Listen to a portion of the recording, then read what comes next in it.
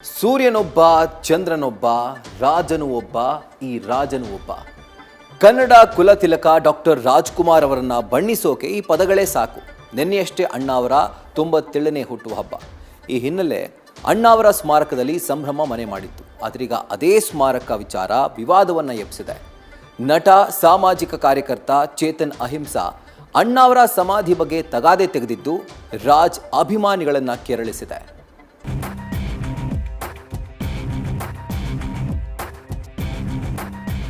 ನಟ ಸಾರ್ವಭೌಮ, ಗಾನ ಗಂಧರ್ವ, ವರನಟ, ಕನ್ನಡ ಸಿನಿಮಾ ಲೋಕದ ದಂತಕತೆ, ಹೀಗೆ ನೂರಾರು ಬಿರುದುಗಳಿಂದ ಪ್ರೀತಿ, ಅಕ್ಕರೆ, ಅಭಿಮಾನ ಕಂಡ ನಟ ವಿಶ್ವದಲ್ಲೇ ಮತ್ತೊಬ್ಬನಿಲ್ಲ. ಬರೀ ತೆರೆ ಮೇಲಷ್ಟೇ ಅಲ್ಲದೆ ತೆರೆಯಾಚೆಗೂ ಧ್ರುವತಾರೆಯಾಗಿ ಬದುಕಿದ್ರು.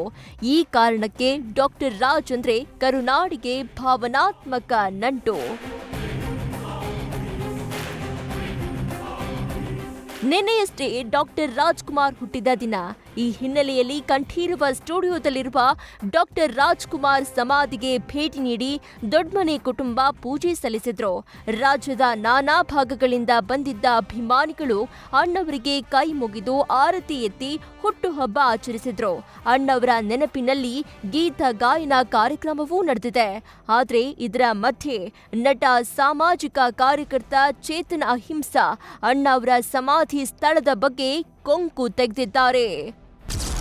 ಡಾಕ್ಟರ್ ರಾಜ್ಕುಮಾರ್ ಸಮಾಧಿ ಬಗ್ಗೆ ತಗಾದೆ ತೆಗೆದ ಚೇತನ್, ನಟನ ಪ್ರಶ್ನೆ ವಿರುದ್ಧ ಅಣ್ಣಾವ್ರ ಅಭಿಮಾನಿಗಳ ಆಕ್ರೋಶ.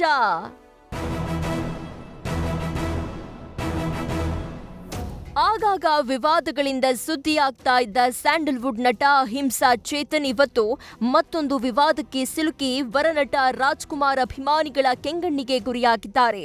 ಅಲ್ಲದೆ ನಟ ಚೇತನ್ ವಿರುದ್ಧ ಬಸವೇಶ್ವರನಗರ ಠಾಣೆಗೆ ದೂರು ನೀಡಿದ್ದು ಕ್ರಮಕ್ಕೆ ಆಗ್ರಹಿಸಿದ್ದಾರೆ. ಕಾರಣ ಅದೊಂದು ಸೋಷಿಯಲ್ ಮೀಡಿಯಾ ಪೋಸ್ಟ್.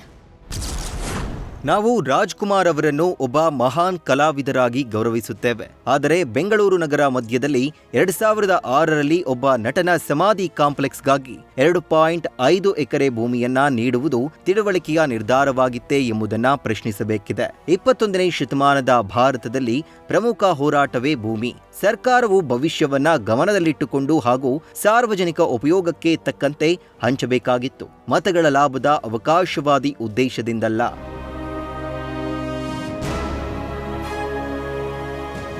ಹೌದು, ಇದೊಂದು FB ಪೋಸ್ಟ್ ಇದೀಗ ರಾಜ್ ಅಭಿಮಾನಿಗಳನ್ನ ಕೆರಳಿಸಿರೋದು.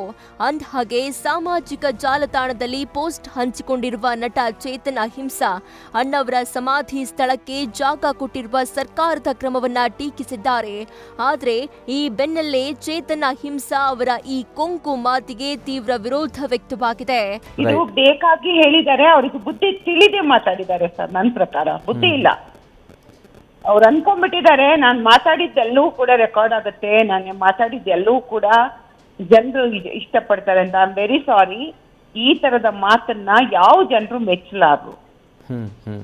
ಇದು ಮಾತಾಡೋ ಮಾತಲ್ಲ ಸರ್. ಇದು ಇವತ್ತೆಲ್ಲ ನಿನ್ನೆ ಇವತ್ತು ಕಂಡ್ಬಿಡ್ತಾರ ಇವರೆಲ್ಲಾನು ಕೂಡ ಡಾಕ್ಟರ್ ರಾಜ್ಕುಮಾರ್ ಅವ್ರ ಬಗ್ಗೆ ಮಾತಾಡ್ತಾರೆ ಅಂತ ಹೇಳಿದ್ರೆ ಇವ್ರಿಗೆ ಯಾವ ನೈತಿಕ ಹಕ್ಕಿದೆ ಮಾತಾಡೋದಕ್ಕೆ?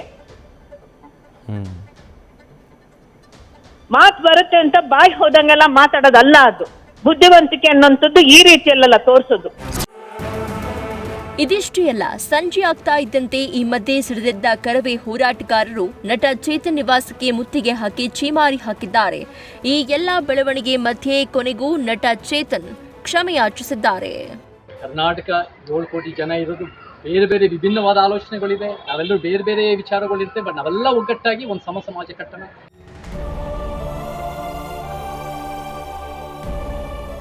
ರಾಜ್ಕುಮಾರ್ ಅವರ ಸಮಾಧಿ ಕಂಠೀರವ ಸ್ಟುಡಿಯೋನಲ್ಲಿದೆ. ಇದೇ ಸ್ಥಳದಲ್ಲಿ ಅಂಬರೀಶ್, ಪುನೀತ್ ರಾಜ್ಕುಮಾರ್ ಅವರ ಸಮಾಧಿಗಳೂ ಇವೆ.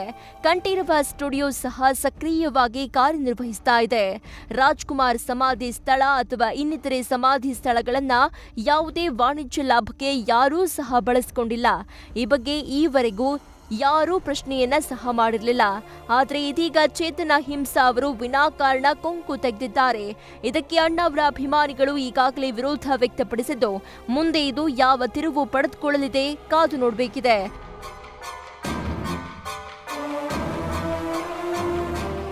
Lokesh, film bureau, news first Bengaluru. News first ನಿರ್ಭೀತಿಯಿಂದ ನಿಮ್ಮ ಪರವಾಗಿ.